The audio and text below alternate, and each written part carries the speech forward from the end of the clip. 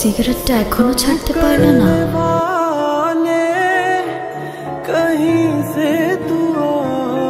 পুরনো অভ্যাস, কি করে ছেড়ে দিই বলো? সেই অভ্যাসগুলোর মধ্যে কি আমিও আছি? কোনো সন্দেহ আছে? পুরনো সবকিছু ধরে রাখা ঠিক না, এতে কষ্ট বাড়ে। ধরে আর রাখতে পারলাম কই বলো? ক্লান্ত? না। তুমি ঘুমাও, আমি তোমার মাথায় হাত বুলিয়ে দিই। চাইলেও এখন আর ঘুমাতে পারি না। কেন? কিছু প্রশ্ন সারাক্ষণ মাথার মধ্যে ঘুরতে থাকে। এই যন্ত্রণাগুলো আমি আর নিতে পারছি না জানি। আমি পারলাম না তোমাকে আগলে রাখতে। তুমি তো আগলে রাখতে চেয়েছিলে, কিন্তু ওরা তো। আমাকে মাফ করে দাও। মাফ করে দাও মানে? 4টা বছর পরে সে এখন তুমি মাফ চাচ্ছ? হাল ছেড়ে দিচ্ছ? তো আমি আর কি করবো, আমাকে একটু বলবা? একটু বোঝার চেষ্টা করো। তোমার আর আমার ধর্মটা আলাদা জেনি। তোমার ফ্যামিলি কখনোই আমাদের সম্পর্কটা মেনে নেবে না। তুমি কি আমাকে ভালোবাসো না? সবাই মেনে না নিলে যদি আমার প্রতি তোমার ভালোবাসাটা কমে যায় না, তাহলে থাকো, আমি চললাম। কোথায় যাচ্ছ? বাবার পছন্দের ছেলেকে বিয়ে করতে। তাহলে আমার কি হবে? তুমি তো আর আমাকে ভালোবাসো না। বাসি, অনেক ভালোবাসি। পরিবার তো মানবে না। না মানুক? সমাজ কি বলবে? সমাজের বাইরে চলে যাব। কত দূর? যত দূর গেলে তোমার আর আমার ছোট্ট একটা সংসার হবে। আগলে রাখতে পারবে? সারা জীবন।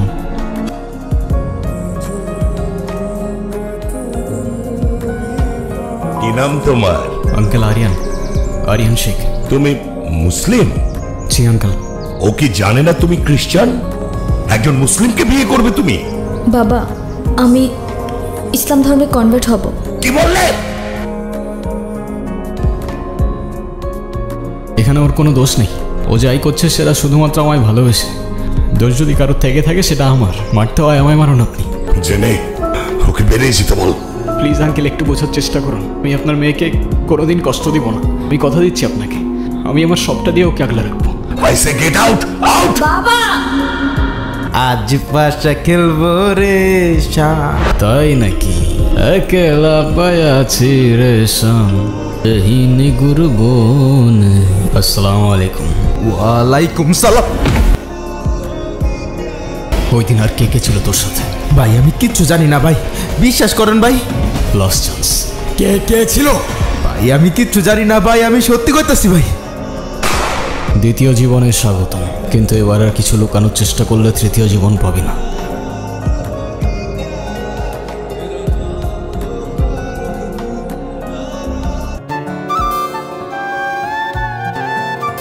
সিগারেটটা এখনো ছাড়তে পারলে না? পুরনো অভ্যাস, কি করে ছেড়ে দিই বলো? সেই অভ্যাসগুলোর মধ্যে কি আমিও আছি? কোনো সন্দেহ আছে? পুরনো সবকিছু ধরে রাখা ঠিক না, এতে কষ্ট বাড়ে। ধরে আর রাখতে পারলাম কই বলো? তুমি ঘুমাও, আমি তোমার মাথায় হাত বুলিয়ে দিই। চাইলেও এখন আর ঘুমাতে পারি না। কেন? কিছু প্রশ্ন সারাক্ষণ মাথার মধ্যে ঘুরতে থাকে। এই যন্ত্রণাগুলো আমি আর নিতে পারছি না জানি। আমি পারলাম না তোমাকে আগলে রাখতে। তুমি তো আগলে রাখতে চেয়েছিলে, কিন্তু ওরা তো। আমাকে মাফ করে দাও। হ্যাঁ বলো। কোথায় আছো তুমি? তো বাজার করে বাসায় যাচ্ছি। আগে বলো, গুড নিউজ শুনবা না ব্যাড নিউজ? ব্যাড নিউজটাই আগে শুনি। ব্যাড নিউজটা হচ্ছে তোমার এখন থেকে মাঝে মধ্যেই বাজার করতে হইতে পারে। কেন? কারণ গুড নিউজটা হচ্ছে নতুন চাকরিতে তোমার হাজবেন্ডের কাজের অনেক চাপ থাকবে এখন থেকে। কিন্তু স্যার, আমি আর বাজার করতে পারবো না। বাজার কিন্তু আপনাকেই করতে হবে। আপনারা কারা আর বাসার ভিতরে কিভাবে ঢুকেছেন? কারা বাসে? হ্যালো,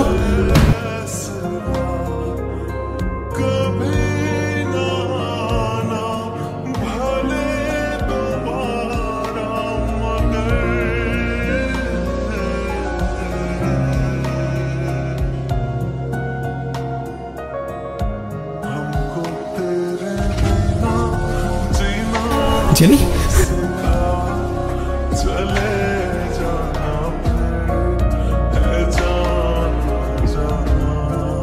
আবার তোমাকে বলে আর লাভ নেই, তুমি অনেক চেঞ্জ হয়ে গেছো। এতবার নিষেধ করার পরও সিগারেটটা ছাড়তে পারলে না। তোমার মনে আছে এই সিগারেটটার জন্যই কিন্তু আমাদের পরিচয়টা হয়েছিল। রাস্তাদারা যে এভাবে সিগারেট খাচ্ছেন, আপনার কি লজ্জা শরম কিছু নাই? আবার বেহার মতো সেই যে অন্যের মুখের দিক মারছেন। আপনার জন্য যার ফুসফুসটা নষ্ট হলো সে দায়ভার কে নেবে? আরে আপা, এইটুক দোয়া যদি আপনার ফুসফুস নষ্ট হয় তাহলে আমার বন্ধু তো ফুসফুসই নাই। আপনার বন্ধুর তো ফুসফুস কিডনি কিছুই নাই। থাকলে কি এত বড় কাজ করার পর এইভাবে বসে থাকতে পারতো? তো এখন কি করতে হবে? সরি বলেন, এটা আবার আমাকে বলে দিতে হবে? সরি।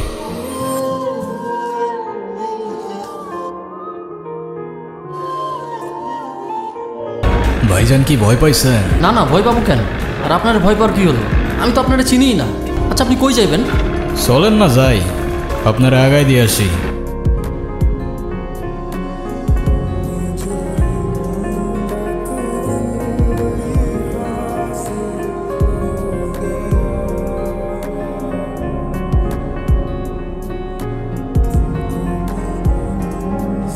সালামে আগেই বুঝছিলাম মধ্যে ঝামেলা আছে। তুই তুষারে মারছস না? তুই, তুষার আর টুটুল বাদে চতুর্থ ব্যক্তিটাকে, ওর বাপ দাদা খানদান পুরা বায়োডাটা আমার চাই। আমি কিছু জানি না, আর আমি কিছু করিও নাই। আমি কিছু জানি না, আমি কিছু করি নাই সালা। সবার গানের একই সুর, সালা আমি বাদে পুরা দুনিয়াটাই নিষ্পাপ। তোর দুই বন্ধুকে ওপারে পাঠাই দিছি। এখন সত্যি সত্যি বল, তোদের সাথে আর কে ছিল? তা নাহলে তোকেও তোর বন্ধুদের কাছে পাঠাই দিব, ওরা তোকে খুব মিস করছে। সেই লোক আম করে ডাকাতের লেগে অফার দিছিল, সেই এলাকারই হইব। আপনার বাসায় কই কি আছে সবই লোক জানে। ডাকাতি করে যা টাকা পামু 50 হেয়ার আর 50 ভাগ আমগর, এইটি লইছিল। ভিক্ষা দেন ভাই। আমার জেনেও হয়তো তোদের কাছে এভাবেই জানটা ভিক্ষা চাইছিল, কিন্তু তোরা তো দেশ নাই, ভুল করে ফেলছিস, শাস্তি তো অনিবার্য। কিরে তুই কই থাকোস? গতকাল এসে পৌঁছে গেছি, কি নিয়ে এত ব্যস্ত থাকোস ভাই? স্মোক করবি? তুই জিজ্ঞাসা করতেছিলি না এতদিন কি নিয়ে ব্যস্ত ছিলাম? মার্ডার করতে। মজা করার জায়গা বাস না। তুই কি সিরিয়াস? তুই এসব কি বলতেছিস সারিয়ান? যেই মানুষরূপী হায়নাগুলো জেনিকে আমার থেকে কেড়ে নিয়েছে না, ওদের আমি আমার নিজ হাতে শাস্তি দিয়েছি, শুধু একজন বাদে। আর একজনের থেকে কিছু হিসাব নেবার বাকি। তারপর চলে যাব বন্ধু, অনেক দূরে। বন্ধু মারা ওরে, শুট করা রিয়া। ও জেনি দিয়ে মারছে, শুট করা রে। মারলে তো আগে তোরে মারতে হয় বন্ধু। তুই কি করতেছিস? তোর মাথা ঠিক আছে রে? দেখ তো চেহারাটা কমন পড়ে কিনা।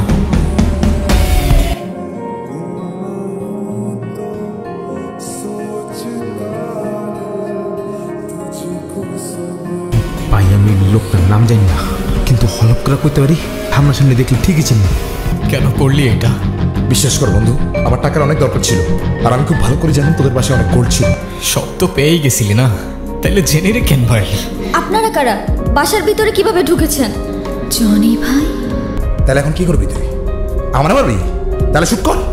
দাঁড়ায় আসুস কেন? মাইনে ফেরো মারে। তোরে আমি এত সহজে মারবো না।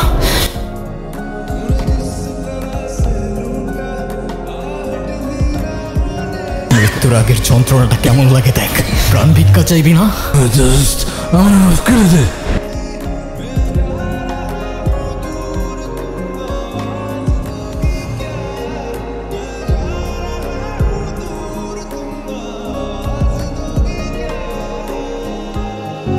আজ হয়তো শেষবারের মতো তোমার সাথে দেখা করতে এলাম।